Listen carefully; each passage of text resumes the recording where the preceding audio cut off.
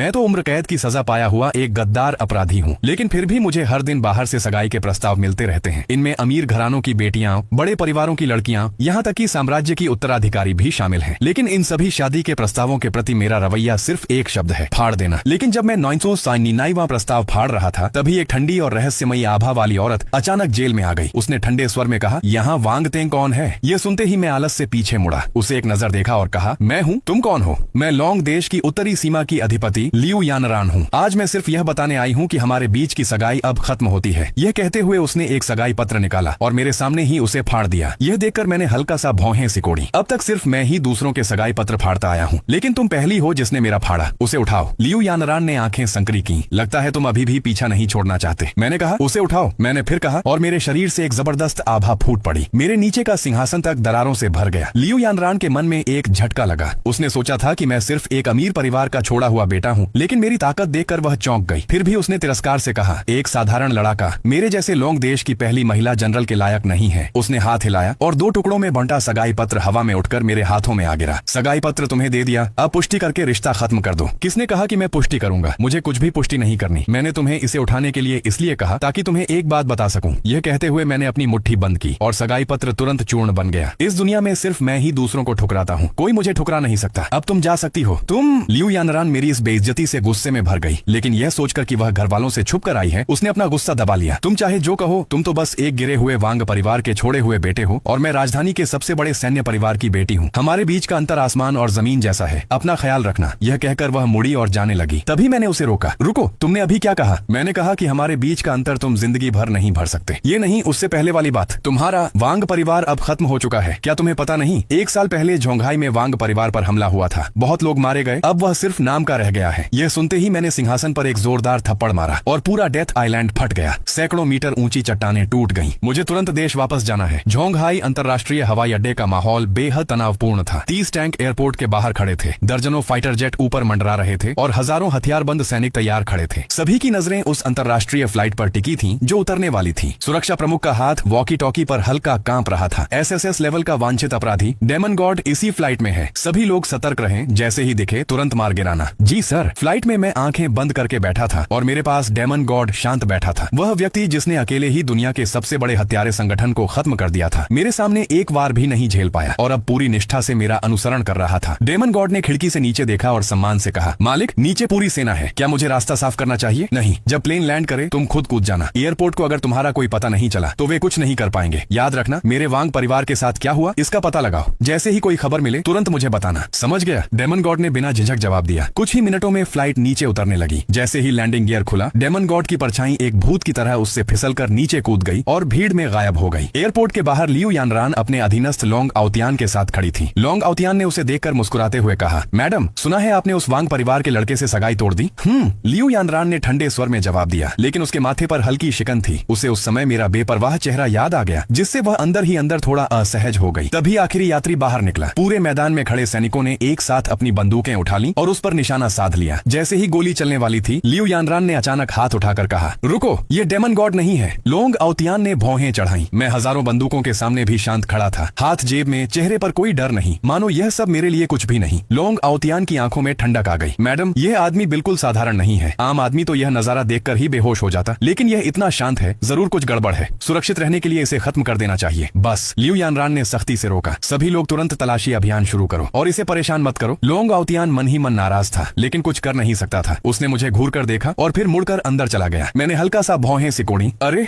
मुझे तुम्हारी अभी वाली नजर पसंद नहीं आई। लोंग आउतियान तुरंत पलटा। तू पागल है क्या? मैंने तुझे गोली नहीं मारी, यही तेरी किस्मत है, और तू मेरी नजर की बात कर रहा है। मैं हल्का सा मुस्कुराया। अगर तूने अभी गोली चलाई होती तो यकीन मान, तू मुझसे पहले मर चुका होता। मरना चाहता है क्या? लोंग आउतियान की मुट्ठी कस गई। बस, लियू यानरान ने फिर से डांटा। जाकर अपना काम करो, अगर देर हुई तो डेमन गॉड सच में भाग जाएगा। तब जाकर लोंग आउतियान अपने लोगों के साथ अंदर गया। लियू यानरान ने सोचा कि उसने मेरी मदद की है और घमंडी अंदाज में पूछा, तुम यहाँ कैसे आए? कहीं पछताकर मेरे पीछे तो नहीं आए हो? मैं तुम्हें चेतावनी देती हूँ, मुझसे दूर ही रहना। मैं कोई अवास्तविक कल्पनाएं नहीं पाल रहा। मैं तुम्हें सलाह देता हूँ कि इतना आत्ममुग्ध मत बनो। झोंघाई मेरा घर है, मैं जब चाहूँ वापस आ सकता हूँ। बल्कि तुम यहाँ क्या करने आई हो? लियू यानरान थोड़ा रुकी, फिर उसका स्वर थोड़ा नरम हुआ। हमें खुफिया जानकारी मिली है कि डेमन गॉड इसी फ्लाइट से झोंघाई आ रहा है। राजधानी से मुझे उसे रोकने के लिए भेजा गया है। खैर, अच्छा है कि तुम यहाँ चिपकने नहीं आए। जल्दी निकल जाओ, इस मामले से तुम्हारा कोई लेना देना नहीं है।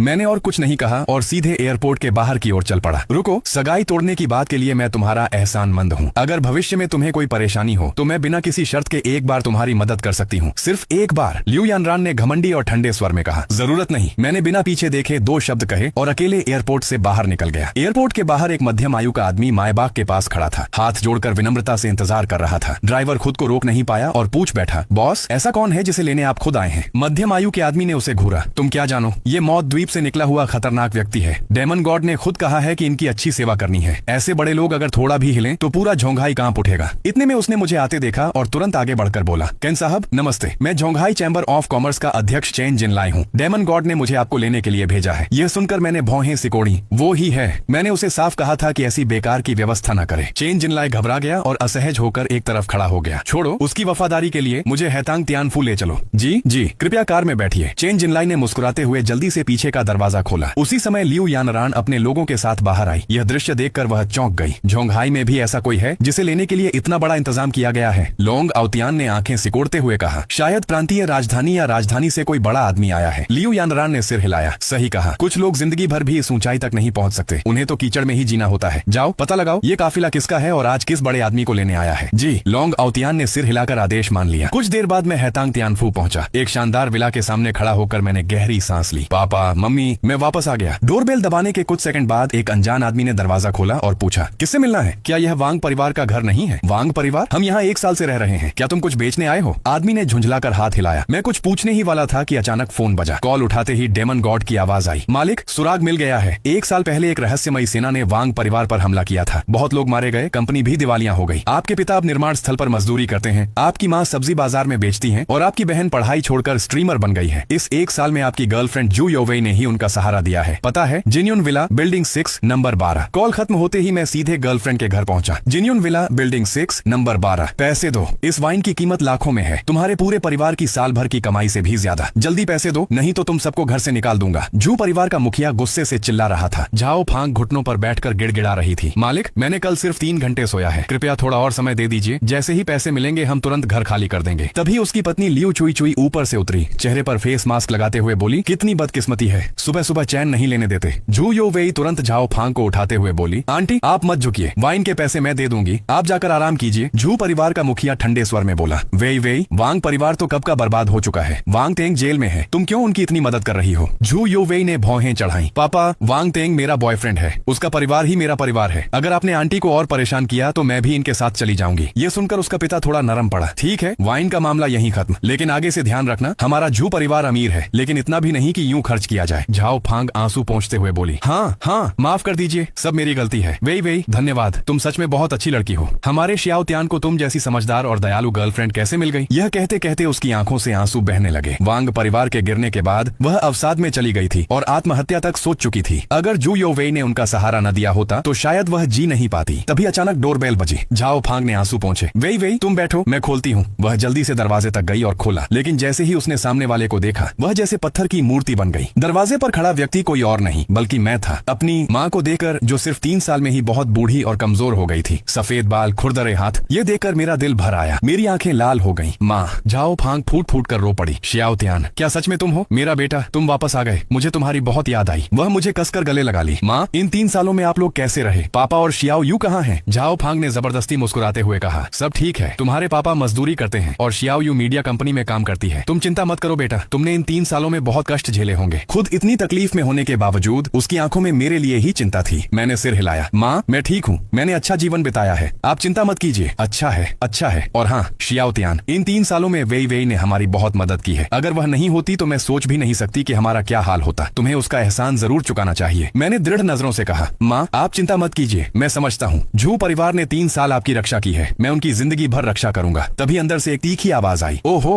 बूढ़ा कैदी वापस आ गया। अच्छा हुआ तुम आ गए, जल्दी करो, अपनी माँ को यहाँ से ले जाओ। हमारा झू परिवार तुम्हारे वांग परिवार को पाल नहीं सकता। और हाँ, जाने से पहले उस वाइन के पैसे चुका देना। लियू चुई चुई की आवाज में ताना भरा हुआ था, जैसे वह मुझे देखते ही वांग परिवार को बाहर निकाल देना चाहती हो। मैं दिल से जानता हूँ कि इस 1 साल में मेरे माता पिता और बहन ने झू परिवार में रहकर खाना पीना किया है, जिससे उन्हें काफी परेशानी हुई होगी, इसलिए उसके ताने भरे लहजे पर मैंने ध्यान नहीं दिया। मैंने जेब से वह ब्लैक गोल्ड कार्ड निकाला और शांत स्वर में कहा, लियू आंटी, मेरी माँ से जो रेड वाइन गलती से टूट गई, उसकी कीमत कितनी है? मैं अभी चुका देता हूँ। लियू चुई चुई एक पल के लिए चौंक गई, उसकी नजर उस कार्ड पर टिक गई और उसके माथे पर गहरी शिकन पड़ गई। सच में? तुम जैसे अभी अभी जेल से निकले आदमी के पास कितना पैसा होगा? उस वाइन की कीमत 2 लाख है। उसकी मंशा मैं अच्छी तरह समझता था। वह बस इस मौके पर पैसे ऐंठना चाहती थी, लेकिन मैं कुछ कह पाता उससे पहले ही झू योवेई कमरे से भागकर बाहर आई। मुझे देखते ही वह पूरी तरह जड़ हो गई। उसकी आवाज हल्की कांप रही थी। वांग तेंग। यह परिचित आवाज सुनकर मैंने उसकी ओर देखा और मेरा दिल अचानक गर्माहट से भर गया। योवेई, मैं वापस आ गया। सच में तुम हो? झू योवेई की आंखें तुरंत लाल हो गईं। वह दौड़कर आई और मुझे कसकर गले लगा लिया। तभी झू यांग भी कमरे से बाहर आया और ठंडे स्वर में बोला, यह नहीं चलेगा। यह जेल में रहा है, इसे तो नौकरी भी नहीं मिलेगी। ये तुम्हारा ख्याल कैसे रखेगा? लियू चुई चुई भी घबरा गई और झू योवेई का हाथ पकड़कर बोली, वेई वेई, वांग शाओ की हालत तो बहुत अच्छी है, तुम उसके बारे में क्यों नहीं सोचती? माँ पापा, इस जिंदगी में मैंने सिर्फ वांग तेंग को ही चुना है। उसके अलावा मैं किसी से शादी नहीं करूंगी। ये सुनकर मेरे दिल में एक गहरी भावना उमड़ आई। 3 साल की जेल के बाद मुझे लगा था कि सब कुछ बदल चुका होगा, लेकिन कम से कम वह नहीं बदली थी। योवेई, धन्यवाद। मैं तुम्हें इस दुनिया की सबसे खुशहाल महिला बनाऊंगा। यह सुनते ही लियू चुई चुई ठंडी हंसी हंसी। वांग तेंग, तुम वेई वेई को खुशी दोगे? किसके दम पर? तुम्हारा वांग परिवार तो कब का बर्बाद हो चुका है। तुम्हारे पास रहने के लिए एक घर तक नहीं है और बस बड़े बड़े दावे कर रहे हो। मैं जवाब देने ही वाला था कि झू योवेई ने पहले ही बात काट दी।